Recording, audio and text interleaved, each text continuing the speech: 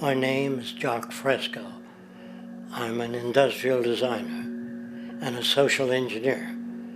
I'm very much interested in society and developing a system that might be sustainable for all people.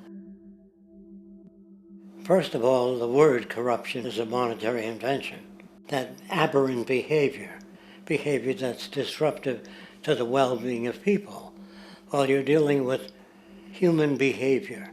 And human behavior appears to be environmentally determined, meaning if you were raised by the Seminole Indians as a baby, never saw anything else, you'd hold that value system. And this goes for nations, it goes for individuals, for families. They try to indoctrinate their children to their particular faith and their country and make them feel like they're part of that. And they build a society which they call established. They establish a workable point of view and tend to perpetuate that, whereas all societies are really emergent, not established. And so they fight new ideas that would interfere with the establishment. Governments try to perpetuate that which keeps them in power. People are not elected to political office to change things. They're put there to keep things the way they are. So you see, the basis of corruption is in our society. Let me make it clear. All nations, then, are basically corrupt because they tend to uphold existing institutions. I don't mean to uphold or downgrade all nations, but communism, socialism, fascism, the free enterprise system, and all other subcultures are the same. They are all basically corrupt. The most fundamental characteristic of our social institutions is the necessity for self-preservation. Whether dealing with a corporation, a religion, or a government, the foremost interest is to preserve the institution itself. For instance, the last thing an oil company would ever want is the utilization of energy that was outside of its control, for it makes that company less relevant to society. Likewise, the Cold War and the collapse of the Soviet Union was, in reality, a way to preserve and perpetuate the established economic and global hegemony of the United States. Similarly, religions condition people to feel guilty for natural inclinations, each claiming to offer the only path to forgiveness and salvation. At the heart of this institutional self-preservation lies the monetary system, for it is money that provides the means for power and survival. Therefore, just as a poor person might be forced to steal in order to survive, it is a natural inclination to do whatever is needed to continue an institution's profitability. This makes it inherently difficult for profit-based institutions to change, for it puts in jeopardy not only the survival of large groups of people, but also the coveted materialistic lifestyles associated with affluence and power. Therefore, the paralyzing necessity to preserve an institution, regardless of its social relevance, is largely rooted in the need for money or profit.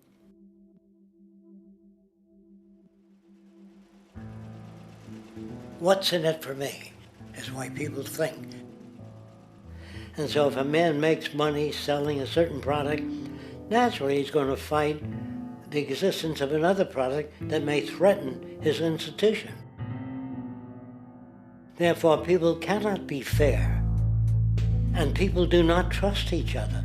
A guy will come over to you and say, I got just the house you're looking for. He's a salesman. When a doctor says, I think your kidney has to come out, I don't know if he's trying to pay off a yacht or that my kidney has to come out. It's hard in a monetary system to trust people. If you came into my store and I said, this lamp that I've got is pretty good, but the lamp next door is much better, I wouldn't be in business very long. It wouldn't work. If I were ethical, it wouldn't work. So when you say industry cares for people, that's not true. They can't afford to be ethical. So your system is not designed to serve the well-being of people. If you still don't understand that, there would be no outsourcing of jobs if they cared about people. Industry does not care. They only hire people because it hasn't been automated yet. So don't talk about decency and ethics. We cannot afford it and remain in business. It is important to point out that regardless of the social system, whether fascist, socialist, capitalist, or communist, the underlying mechanism is still money, labor, and competition. Communist China is no less capitalistic than the United States.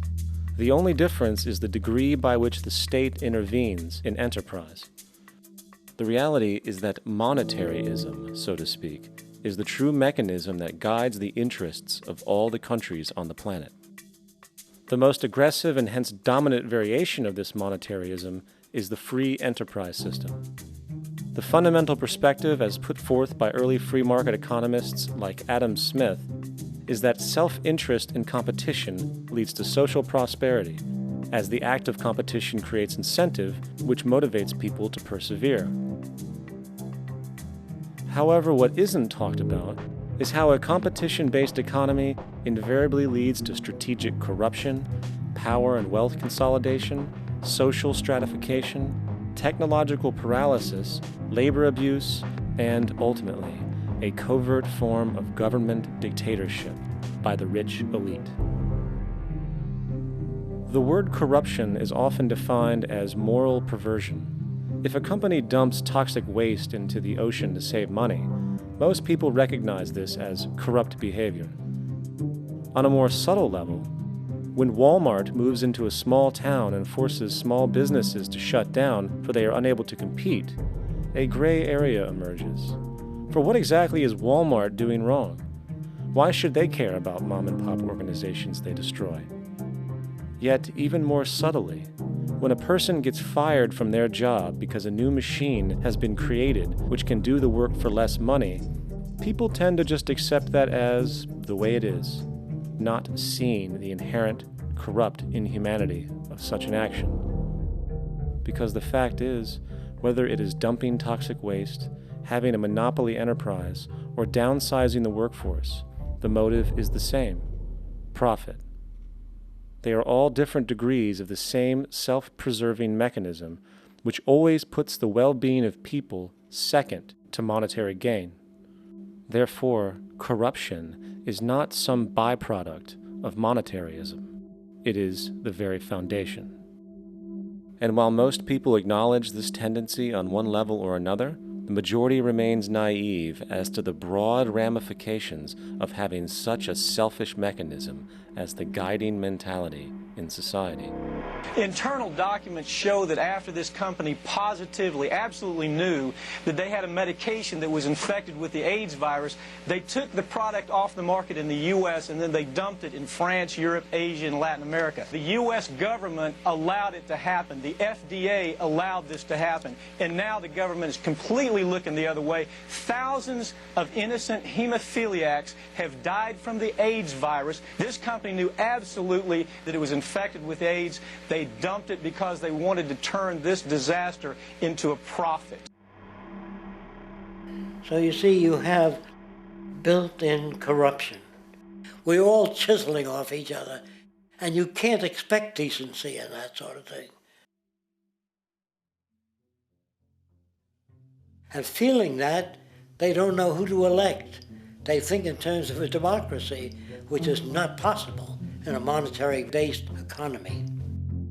If you have more money to advertise your position, the position you desire in government, that isn't a democracy.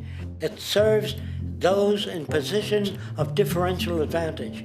So it's always a dictatorship of the elitists, the financially wealthy.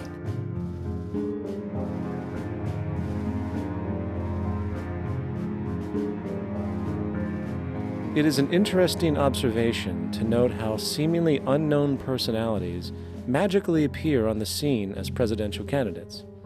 Then, before you know it, somehow you are left to choose from a small group of extremely wealthy people who suspiciously have the same broad social view.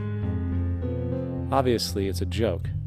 The people placed on the ballot are done so because they have been pre-decided to be acceptable by the established financial powers who actually run the show.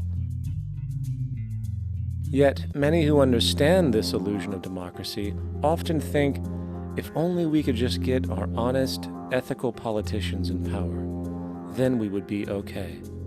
Well, while this idea, of course, seems reasonable in our established-oriented worldview, it is, unfortunately, another fallacy. For when it really comes down to what is actually important, the institution of politics, and thus politicians themselves, have absolutely no true relevance as to what makes our world and society function. It's not politicians that can solve problems. They have no technical capabilities. They don't know how to solve problems. Even if they were sincere, they don't know how to solve problems. It's the technicians that produce the desalination plants. It's the technicians that give you electricity, that give you motor vehicles, that heat your house and cool it in the summertime. It's technology that solves problems, not politics. Politics cannot solve problems because they're not trained to do so. Very few people today stop and consider what it is that actually improves their lives. Is it money? Obviously not. One cannot eat money or stuff money into their car to get it to run. Is it politics? All politicians can do is create laws, establish budgets, and declare war. Is it religion? Of course not. Religion creates nothing except intangible emotional solace for those who require it. The true gift that we as human beings have, which has been solely responsible for everything that has improved our lives, is technology. What is technology? Technology is a pencil, which allows one to solidify ideas on paper for communication. Technology is an automobile, which allows one to travel faster than feet would allow. Technology is a pair of eyeglasses, which enables sight for those who need it. Applied technology itself is merely an extension of human attributes, which reduces human effort, freeing humans from a particular chore or problem. Imagine what your life would be like today without a telephone, or an oven, or a computer, or an airplane. Everything in your home, which you take for granted, from a doorbell, to a table, to a dishwasher, is technology, generated from the creative, scientific ingenuity of human technicians, not money, politics, or religion. These are false institutions. And writing your congressman is fantastic. They tell you to write your congressman if you want something done. The men in Washington should be at the forefront of technology, the forefront of human studies, the forefront of crime, all the factors that shape human behavior.